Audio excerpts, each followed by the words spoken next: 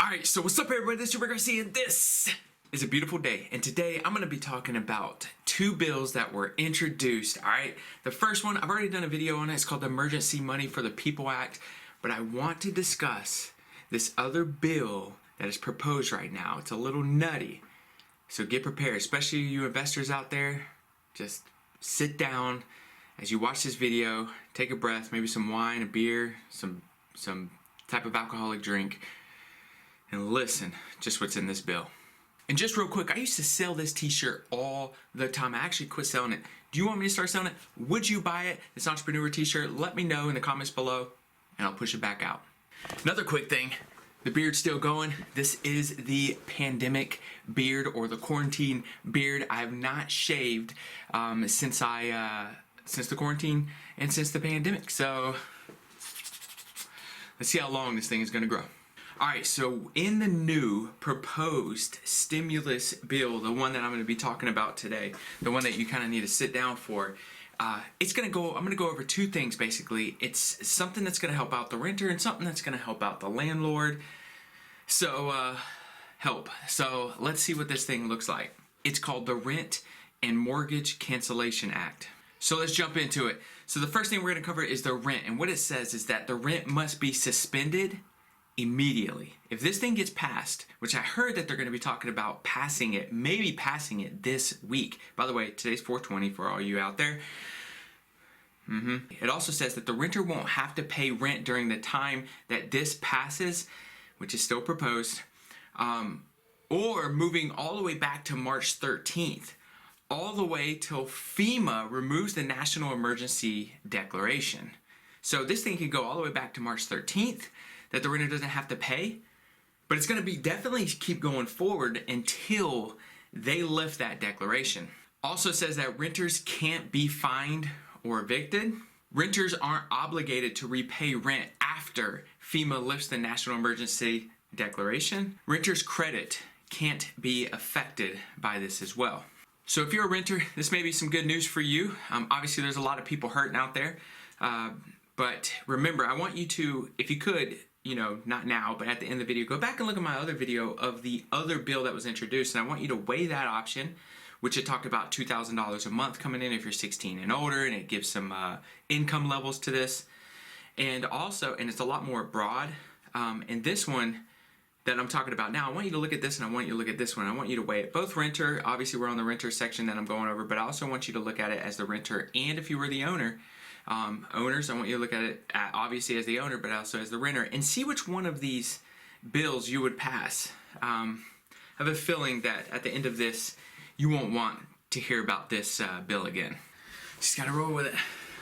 Alright, so I just turned on the light above, so if the lighting's different, that's why. Totally forgot. Either way, we're gonna run into the mortgage section now. Obviously, this is for the owners, the ones who are paying the mortgage. It says that no debt shall be accrued, and best guess, that's principal and interest. Your monthly payments are called pity payments. I was just gonna say this is for the investors, but you probably already know it. But for anybody watching, it's called pity payments that you pay every single month when you have a mortgage, which is the principal, the insurance, the taxes, and the interest on the principal. So really it's principal, interest, taxes, and insurance. And what I'm guessing is that this would be just for the principal and also the interest, because it goes on to say that no fees, penalties, or extra interest would be added to the mortgage. So there are no mortgage fees, no mortgage penalties, or extra interest that would be added.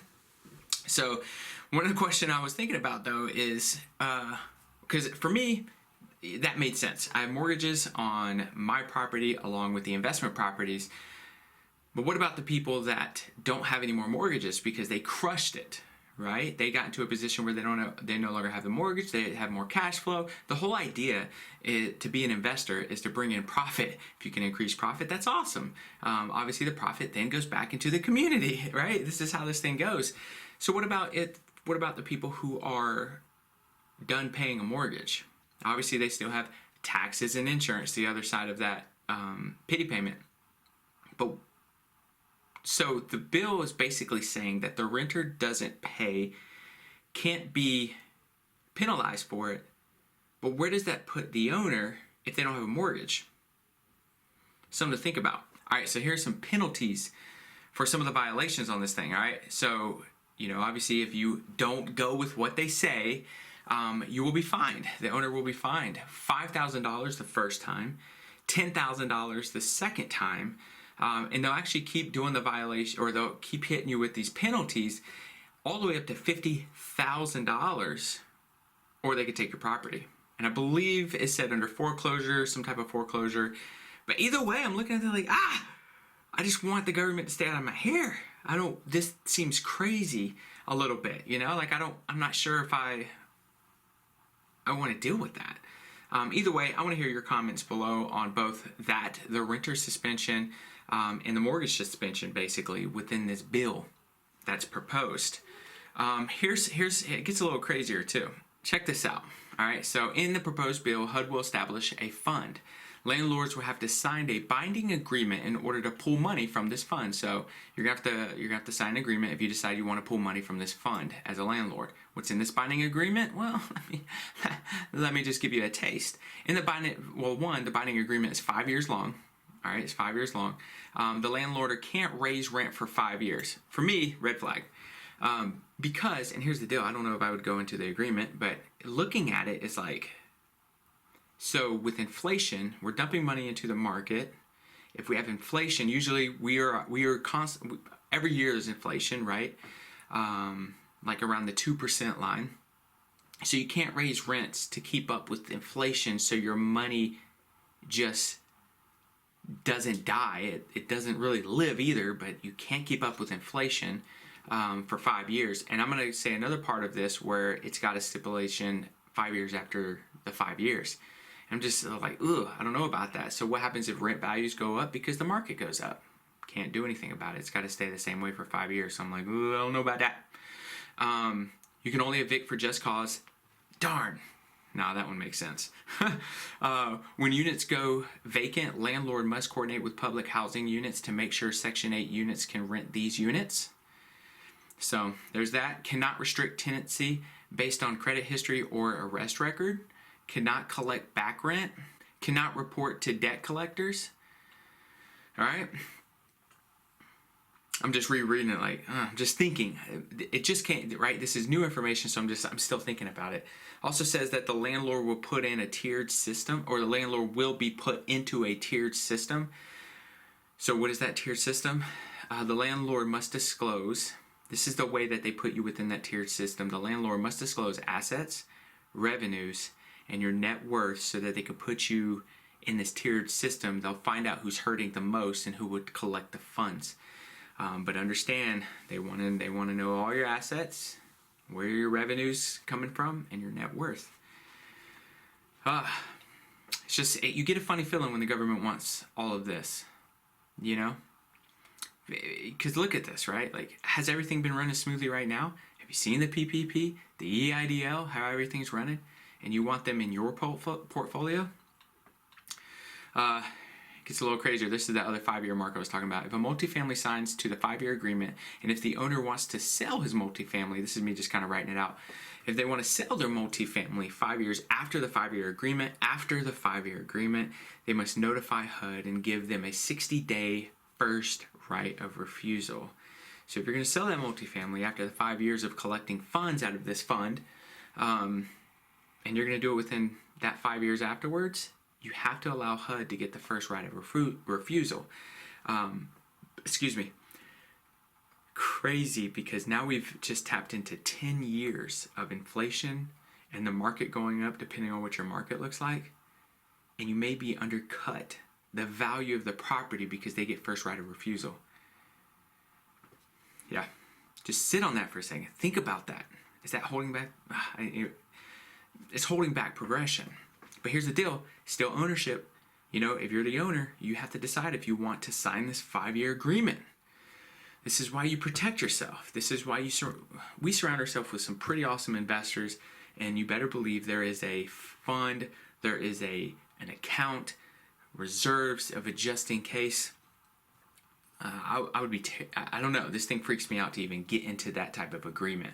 All right, so why do you have to notify HUD for that 60-day right of refusal? The Affordable Housing Acquisition Fund which is why you need to let them know this fund can purchase properties to prevent a mass exodus of landlords.